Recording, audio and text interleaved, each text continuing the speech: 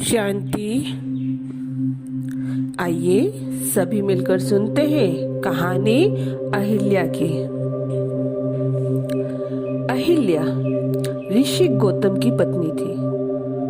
दोनों शांत और पवित्र स्थिति में ध्यान मग्न रहकर खुशियों भरे दिन व्यतीत करते हुए आश्रम में रहते थे। एक दिन ऋषि की अनुपस्थिति में इंद्र सुंदर अहिल्या के प्रति अपवित्र संकल्प लेकर गौतम का रूप धारण कर आश्रम में प्रवेश हुआ और अहिल्या की तरफ बढ़ा। लेकिन अहिल्या ने इंद्र को पहचान लिया। मेरी सुंदरता ने देव को मोह लिया।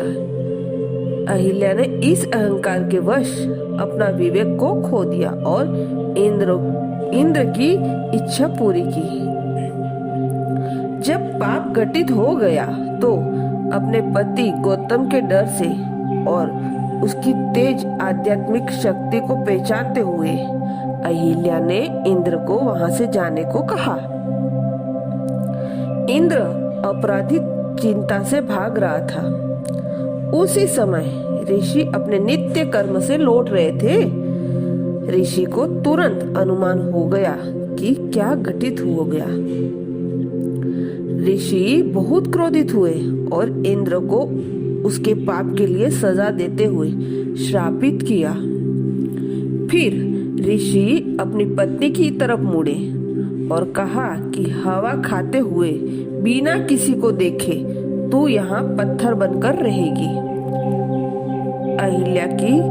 अहिल्या को शाप देने के बाद ऋषि अपना आश्रम छोड़कर हिमालय पर सादगी से जीवन बिताने चले गए। वर्ष बीतते गए। अहिल्या पत्थर की मूर्ति बनकर आश्रम में पड़ी रही, जिस पर समय के साथ घास फूस उगते गए। एक दिन राजा दशरथ के पुत्र श्री राम और श्री लक्ष्मण आश्रम के पास से गुजर रहे थे। वे मिथिला जा रहे थे। जब उन्होंने आश्रम की दुर्दशा को देखा तो उन्हें उस स्थान के बारे में जानने की इच्छा हुई।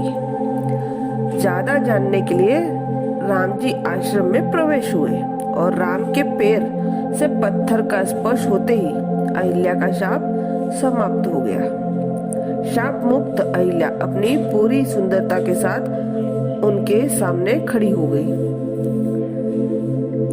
इस कहानी का भावार्थ यही है कि सतयुग में आत्मा अपने दिव्य गुणों के कारण पूजनीय, सुंदर, गुणवान थी, लेकिन द्वापर में आत्मा देह भान के कारण 5 विकारों की दासी बन गई। काम, वासना, क्रोध, लोभ, मोह और अहंकार रूपी विकारों से आत्मा श्रापित होकर अपना रुहाब और ईश्वरीय शक्ति खोकर पत्थर बुद्धि बन गई, जैसे अहिल्या पत्थर बनी। सभी आत्माओं के पिता परमात्मा शिव पुनः इस धरती पर अवतरित होकर पत्थर समान बुद्धिहीन आत्माओं को अपने असली स्वरूप की पहचान देकर दिव्य गुणों की शक्ति प्रदान करते हैं, जिससे फिर से वे अपने सुंदर देवी स्वरूप में प्राप्त कर सकती है। अच्छा, ओम शांति।